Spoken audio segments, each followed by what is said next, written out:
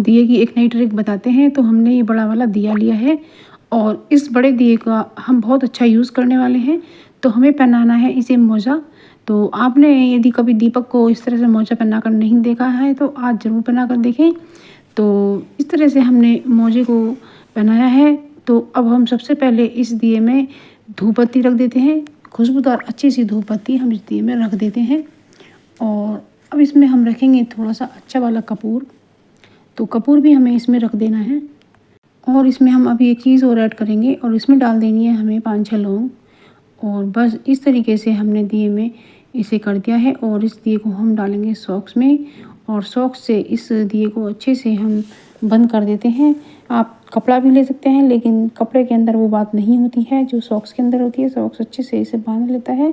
तो इसे बांधने में भी आसानी होती है क्योंकि ये सॉक्स लाइलॉन का है तो इसे खींचा जा सकता है कपड़े को। तो बस इस तरीके से हमने इसे बांध दिया है। और जो आगे से बड़े बड़े होल बन गए हैं, इसकी जो स्मेल है वो बाहर तेज़ी से आएगी। तो बस इसको हमने तैयार कर लिया है और इसका हम बहुत अच्छे से प्रयोग करेंगे अपनी अलमीरा के अंदर, या आप इसे शू रैक में भी रख सकते हैं। तो इसमें जो खुशबू निकलती है तो जो अलमीरा के अंदर बैड स्मेल है वो बिल्कुल भी नहीं आएगी। तो इसकी लौंग और कपूर की खुशबू बहुत अच्छे से आएगी। तो इससे हमारी जो बैड स्मेल है वो निकल जाएगी हमारी अलमीरा की। और शू रैक में भी आप इसे रख सकते हैं। तो इस तरीके से फ्रेंड्स आप अपनी अलमीरा में रखिए और अपनी जो अलमीरा है वो खुशबूनुमा बन जाएगी। और ये खुशबू यानी पहचानी होती है, कोई इनसे आपको एलर्जी भी नहीं होगी क्योंकि कुछ लोगों को ज़्यादा तेज़ खुशबू से एलर्जी होती है और उन्हें चक्कर आने लगता है। तो ये ऐसा भी नहीं है, ये हल्की खुशबू है और इस तरह से आप कर सकते हैं। और तो अब हमारी दूसरी ट्रिक आती है। जो हमारे घर में किचन में छोटी छोटी कैंचियाँ होती हैं तो उनकी जो धार होती है वो कम हो जाती है और हमारी कैंची काम करना बंद कर देती हैं। तो उन्हें तेज़ करने के लिए हमें इस तरह से नमक में ही करना है। तो जो इनकी धार है वो तेज़ हो जाएगी। और ये हमारा धागे का कटर है तो इसे भी हमें नमक में थोड़ा सा चला देना है। तो जो इनकी धार है वो थोड़ी कड़ी हो जाती है तो वो थोड़ी तेज़ हो जाएगी। और अब अगली ट्रिक आती है हमारी, जो हमारे रबर बैंड वगैरह होते हैं, जैसे ये रबड़ होती है जो बाज़ार से इस तरह की आती है जो तो इस तरह से हम कभी कुछ सामान आता है तो उसमें भी निकल आती है। तो इस तरह से डब्बी में डालते जाइएगा और इसमें थोड़ा सा पाउडर ज़रूर से डालिएगा तो ये चिपकेंगे बिल्कुल भी नहीं। तो इस तरीके से आप जहाँ से भी रबड़ आए या आप बाज़ार से ख़रीद कर लाएँ तो ऐसे इस तरह से रख सकते हैं। ट्रिक आती है हमारी, जो हमारे पास खाली बैग होते हैं या फिर प्लास्टिक के बैग होते हैं तो उनका हम उपयोग कर सकते हैं क्योंकि इन्हें फेंकने का मन भी नहीं करता है। और ये जो बड़े वाले बैग होते हैं ये भी बहुत यूज़फुल हो सकते हैं। तो आजकल ये गर्म कपड़े निकल रहे हैं। अलमीरा में क्या होता है कि पहले से ही हमारे काफ़ी घिच-पिच होती है तो इन मोटे मोटे कपड़ों को रखने के लिए जगह कम ही बन पाती है। तो इसलिए इन बैगों का इस्तेमाल कर सकते हैं। तो इस तरीके से कपड़े धोकर और तह बना करके इस तरह से रखा जा सकता है।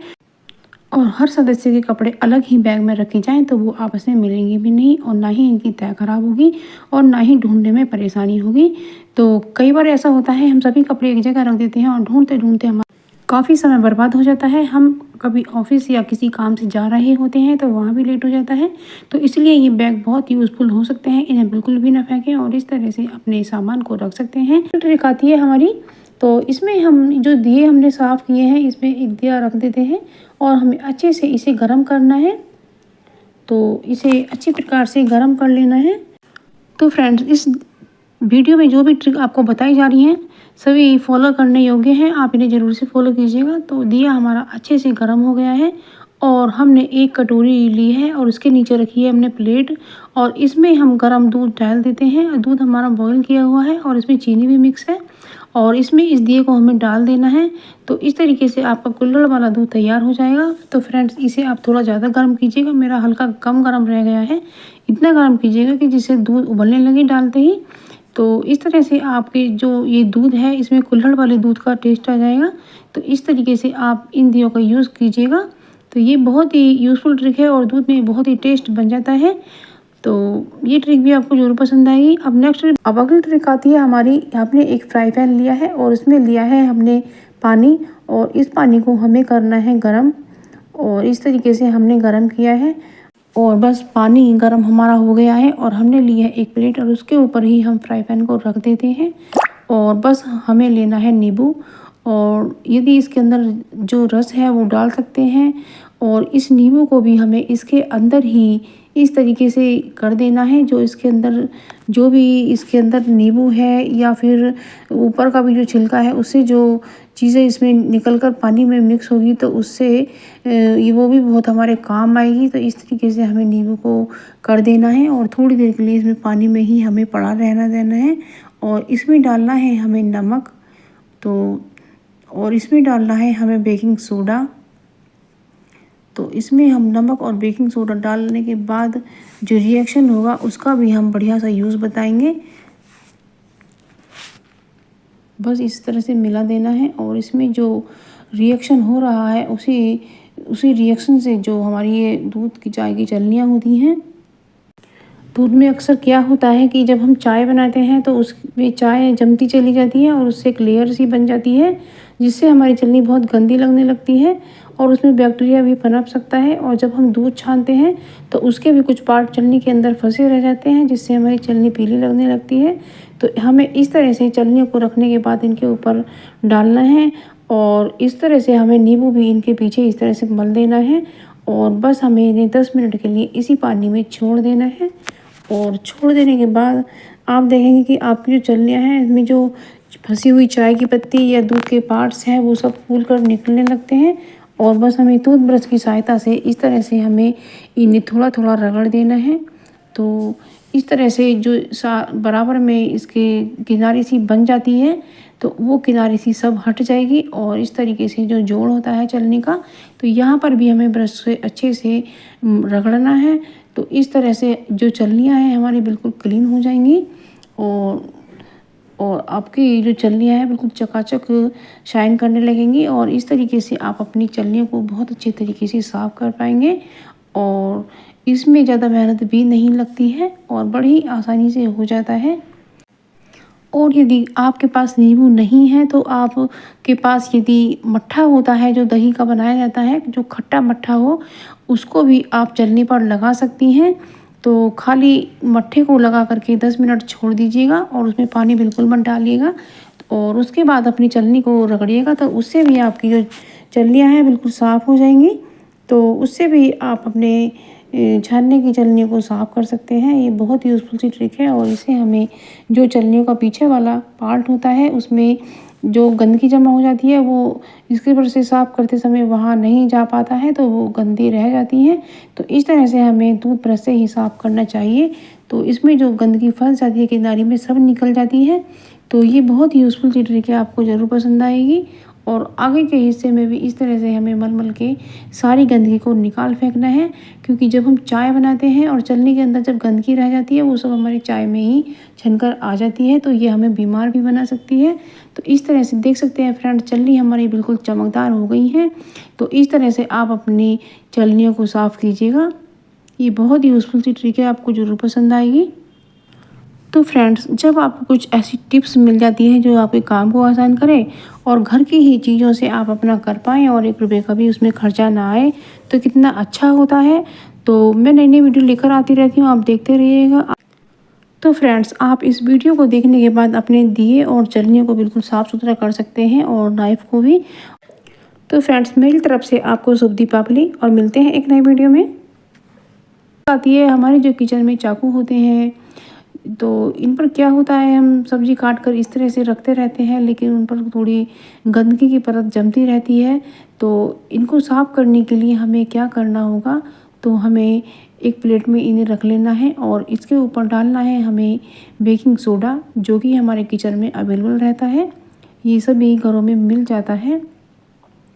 तो इस तरीके से ये डालना है और उसके बाद हमें एक सामान डालना है, इस पर थोड़ा डालना है नमक और नमक डालने के बाद हमें डालना है नींबू। और यदि आपके पास नींबू ना हो तो आप इसमें थोड़ा विनेगर ऐड कर सकते हैं। तो इस तरीके से डालने के बाद 2 या 4 मिनट के लिए छोड़ देना है। तो ये जो रिएक्शन होगा ना नींबू और सोडा नमक का, तो इसके अंदर जो गंदगी की लेयर जमी होती है चाकू के अंदर, तो वो इन्हें उखाड़ फेंकेगा। और फिर आप एक टूथब्रश लीजिएगा और उससे आप अपने चाकू को मल के साफ़ कर सकते हैं।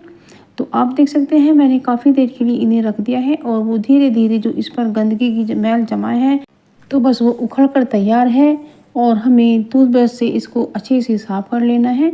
और टूथब्रश हमें अपने किचन के लिए साफ़ सुथरा ही लेना है, यानी कि यूज्ड हमें नहीं लेना है, क्योंकि ये हमारे खाना बनाने के बर्तन होते हैं और टूल्स होते हैं। तो इसलिए जब इस तरह की चीज़ें साफ़ करें तो आप नया टूथब्रश ही रखें। तो किचन के लिए आप एक टूथब्रश अलग से रखिएगा, उसे ही इस्तेमाल कीजिएगा, क्योंकि जो यूज़ किया हुआ ब्रश होता है वो झूठा होता है, इसलिए हमें वो इस्तेमाल नहीं करना है। और इस तरीके से मैंने अपने नाइफ़ को साफ़ कर लिया है। और जो प्लास्टिक के अंदर जो डिज़ाइन बना होता है उसके अंदर भी गंदगी फंस जाती है, तो उसे भी हमें इस तरह से साफ़ कर लेना है। तो इस तरह पर से हमारे जो चाकू हैं वो बिल्कुल साफ़ सुथरे हो जाएंगे। और बारी बारी से सभी चाकुओं को हमें ब्रश से रगड़ देना है और हमें ज़्यादा मेहनत नहीं करनी है।